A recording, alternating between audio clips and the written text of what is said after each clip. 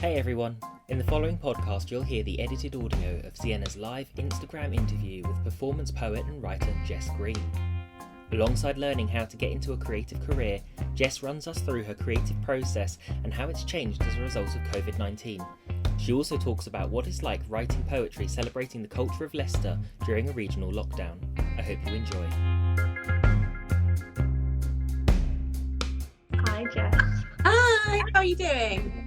I'm doing really well, thank you. Thanks for joining us today. I'm really excited to hear more about what you've been up to.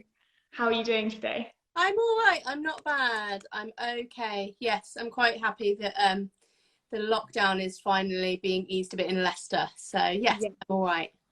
Good. I'm very pertinent to this chat, surprisingly enough. Absolutely, yeah.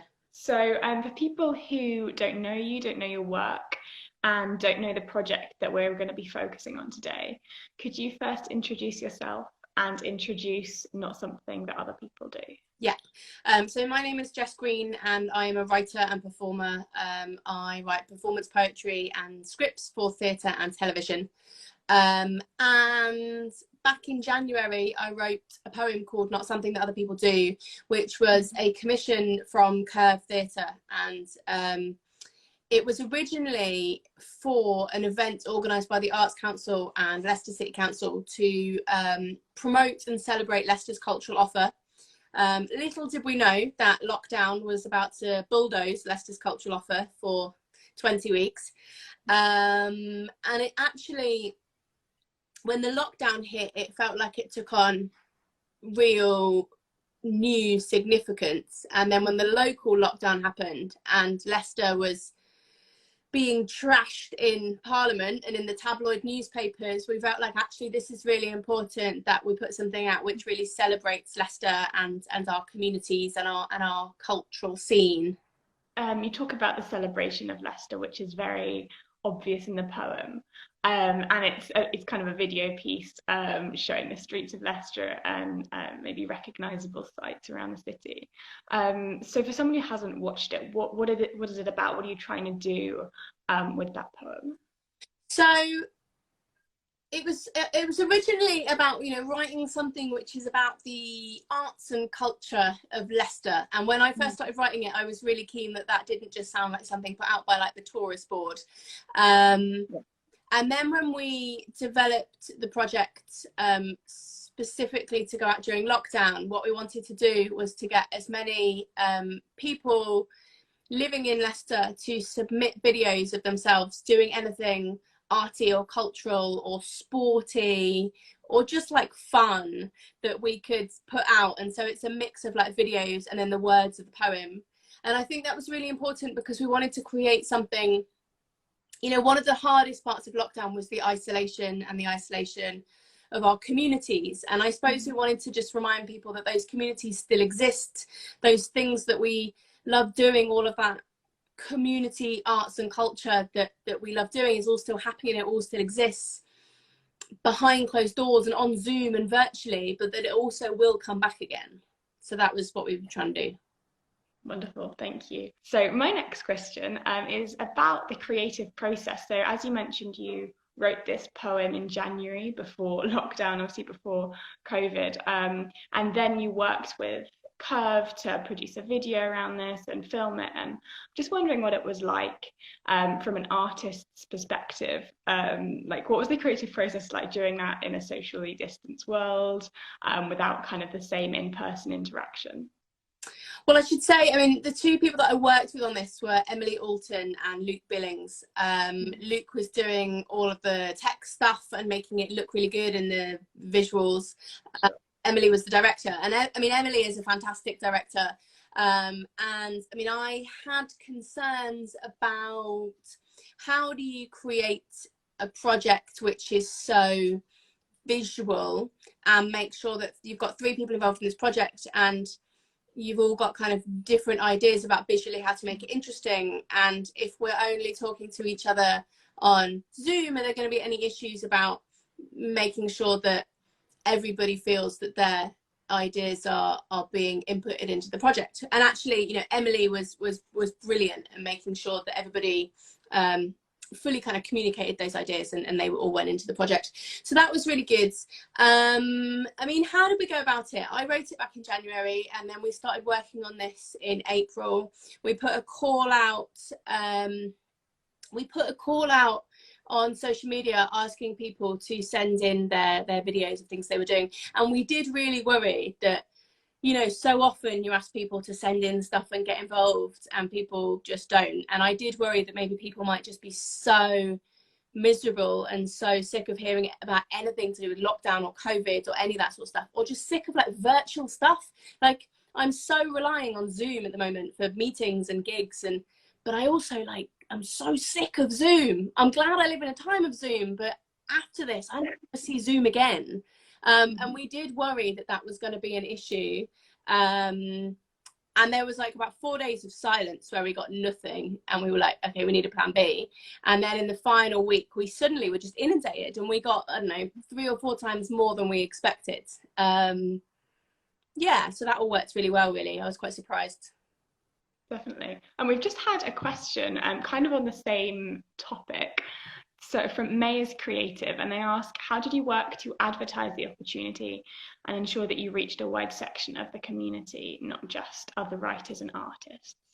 I think it was really, it was a real citywide initiative. So it wasn't just going out on like mine and Emily and Luke's social media. It was also going out through Curve, and they have a huge following.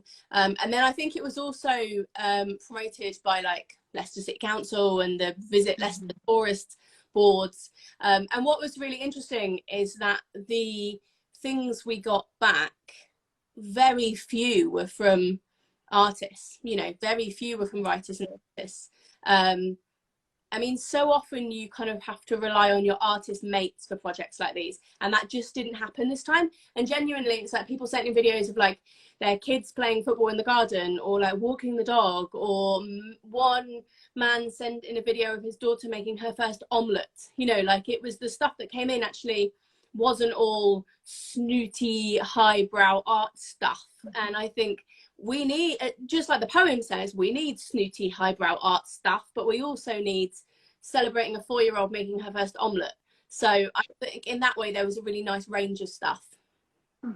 Wonderful. I am interested about you as a writer and how you went about the writing process. Literally, like, do you sit down with a piece of paper? Do you type? Do you go on a walk? Like, I'm excited to find out more about how you just start writing poetry as an artist. I think one of the biggest barriers to writing is so often people say, but whatever I write is rubbish. And I think there's some kind of assumption that professional writers are never rubbish, that the thing you see, final draft, is like, it's just popped out of nowhere. And I think it's really important, I suppose, for any craft, but I think it's really important to acknowledge that I think 80% of what I write is total rubbish. And so it's really important that I write a lot so that I can kind of access the 20% that is okay. And I think, you know, it's so easy. I'm sure there is a place for kind of going on walks and doing yoga and being in the perfect room and all that sort of stuff, and all the things have to be right for you to be able to produce your beautiful piece of writing. But I just think there's not enough attention given to the fact that if you want to write, then you just need to write, and there's no shortcut and there's no magic solution. You really just have to write. And so I make myself write every day. Most of it I don't really like, but there might be like one line or something that I will use.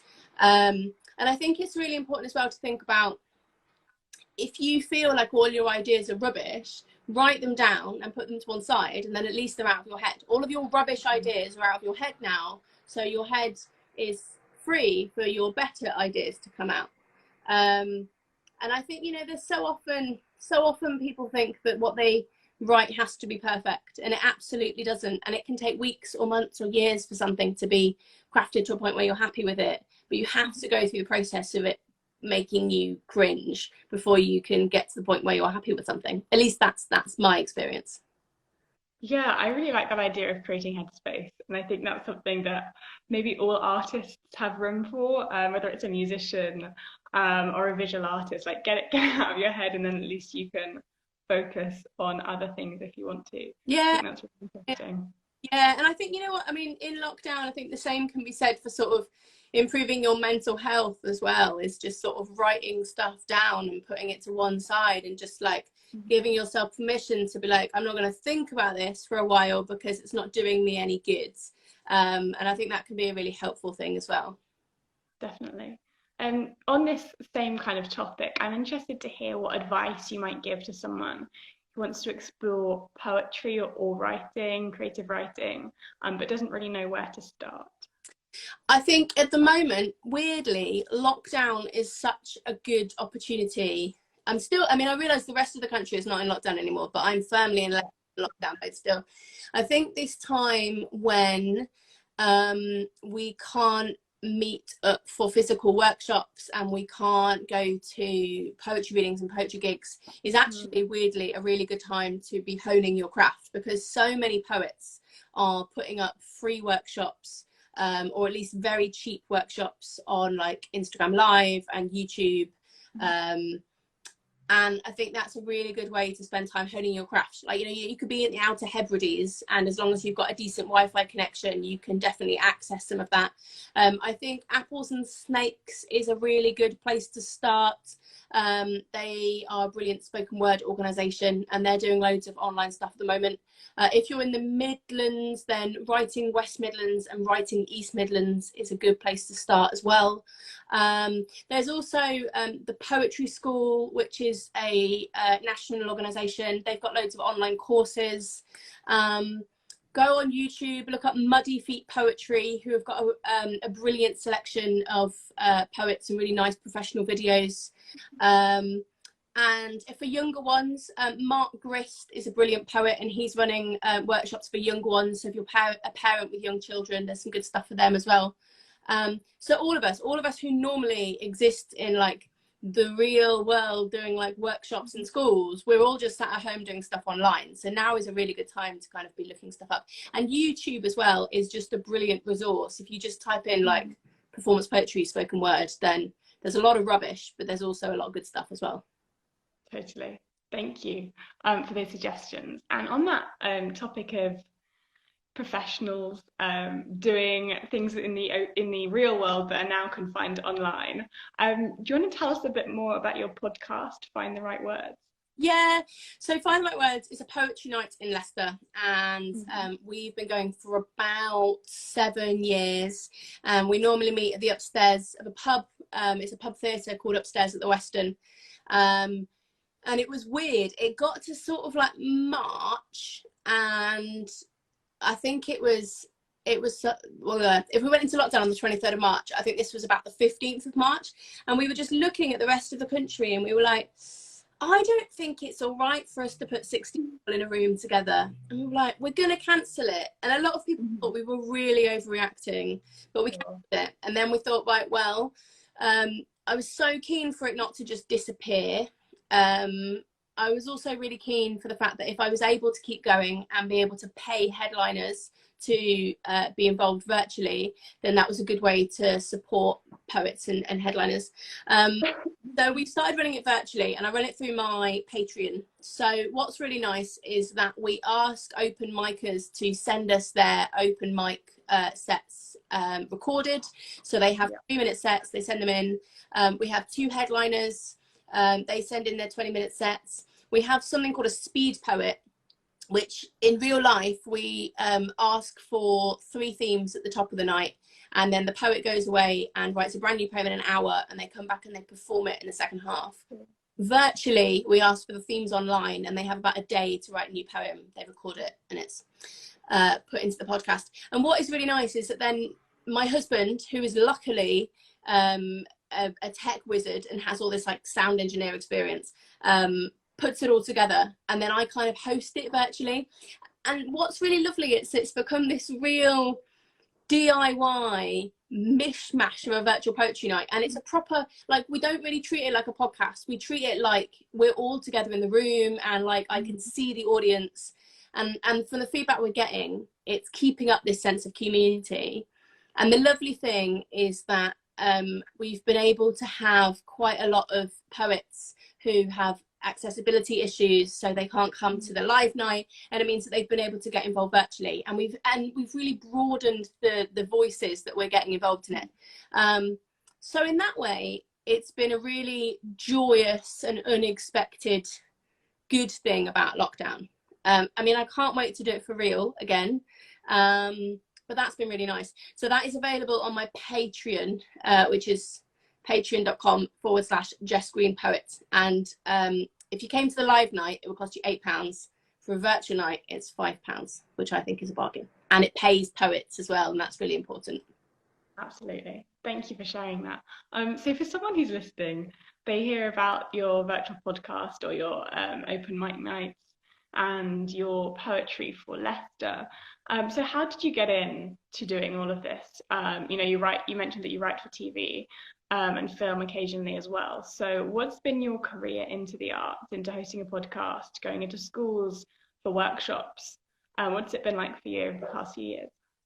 So I went to university in Liverpool. I went to John Moores. I studied creative writing, and while I was there, I discovered I wouldn't call it a performance poetry scene. It's like nowhere else I've been. It's just people in the backs of pubs telling stories together, and I loved that. And then I started going to more sort of like professional poetry nights in like theatres and stuff, and I discovered poets like Kate Tempest and Scroobius Pip and people like that, and then I graduated and I decided that I wanted to be a poet. I came back from university saying I'm going to be a poet, and I had absolutely no idea really what that meant. I got a part-time job in a secondary school as a librarian in the afternoons, and my life for about 2 years was that I would get up in the morning, I would normally go and do like a workshop in a school. So I worked in like schools, prisons, hospitals, care homes, universities, theatres.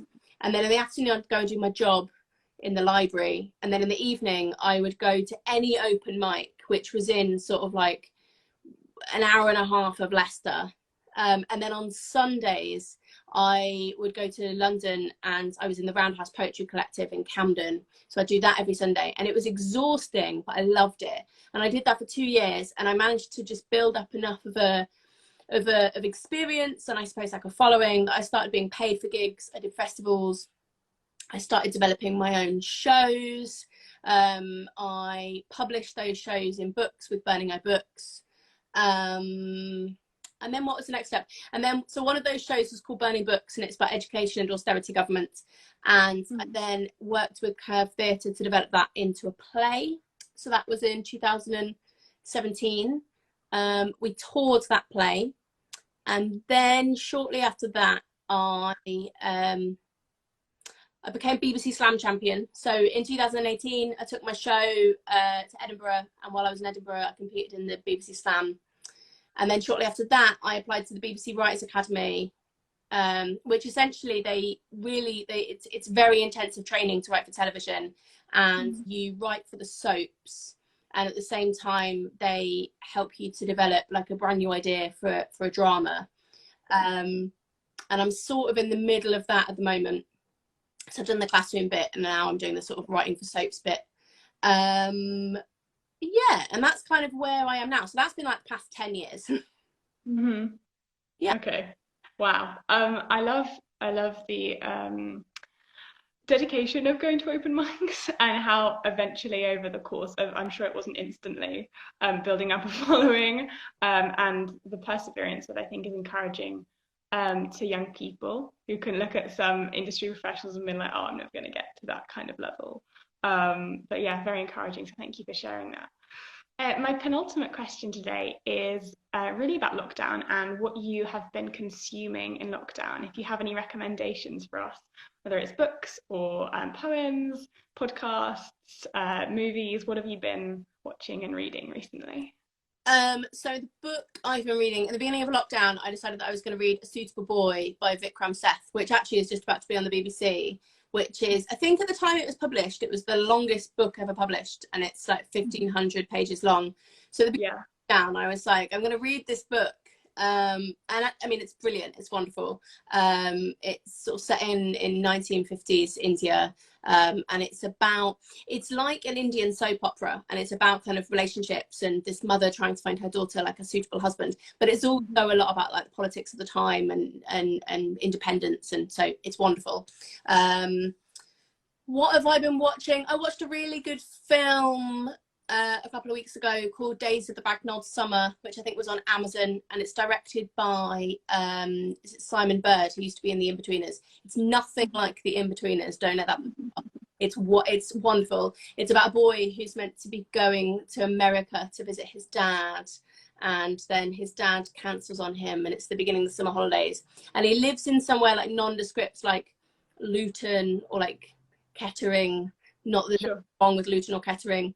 And he lives with his mum, who he doesn't really have a very good relationship with. And it's like how over the course of this summer, him, who's this real metalhead, and his mum, who's just like a very average, awkward mum, kind of find things in common. And it's got like Rob Brydon and Tamsin Greig in it. That's wonderful.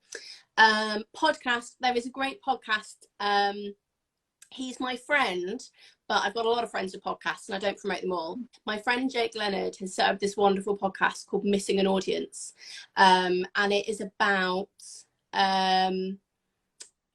it's looking at the way that COVID has affected the arts, and it's getting in people who work in the arts to talk about their favourite times with an audience, whether that is like being an audience member or performing to an audience. And it's just joyous. It's just like talking about like, reminding us about why audiences and live theatre is so important, and giving us hope that we will get back there. So that's called Missing an Audience. It's really good.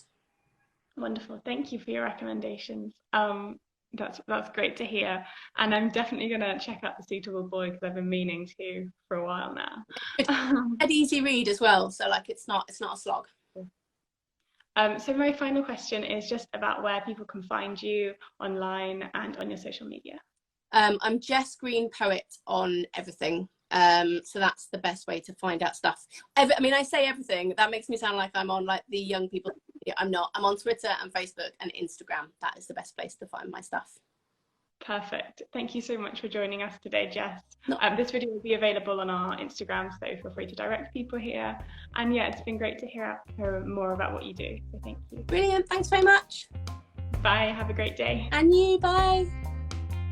Today's episode was made possible by Voice Magazine, an online platform for young people interested in art and culture.